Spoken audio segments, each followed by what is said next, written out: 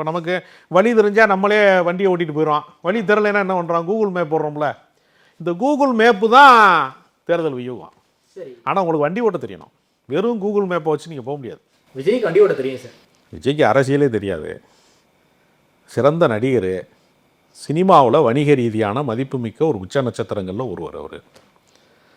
அடுத்து வசூல் ரீதியாக அடுத்த ஒரு இரண்டாம் சூப்பர் ஸ்டாராக வளர்ந்து வரக்கூடிய ஒரு வசூல் நாயகன் விஜய். அரசியல் ரீதியாக அவர் இன்னும் கற்றுக்கொள்ள வேண்டிய இடத்துல, ரொம்ப பாடம் கற்றுக்கொள்ள இடத்துல அரசியலில் ஒரு பாலகனாக தான் இருக்கார். அதுக்கு தான் ஆதவர்ஜுனா மாதிரியான ஆட்கள்லாம் போகிறாங்க. கலை அரசியல் தெரிஞ்ச ஆட்கள்லாம் அதுக்கு தான் போகிறாங்க. அதுங்க எம்ஜிஆர் கட்சி ஆரம்பித்த போது அவருக்கு பின்னாடி கலைஞருக்கு நிகரான இரண்டாம் கட்ட தலைவர்கள், நாவலர் நெடுஞ்செழியன், நாஞ்சில் மனோகரன், பெரிய அவர் இரண்டாம் கட்ட தலைவர்களினுடைய ஒரு பெரும் அணி அவருக்கு பின்னாடி இருந்து அரவணைச்சாங்க. முக வசீகரம் மட்டும்தான் எம்ஜிஆர்.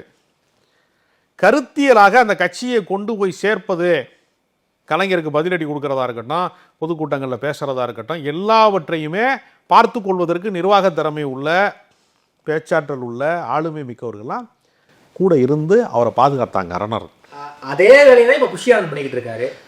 புஷி ஆனந்துக்கு என்ன தெரியும் சார்? Pondicherry ex-MLA sir. என்ன அவர் ஒரு ஆளுக்கு தான் தேர்தல் அனுபவம்னா என்னன்னு தெரியும். யாருக்குமே தேர்தல் அனுபவம் கிடையாது.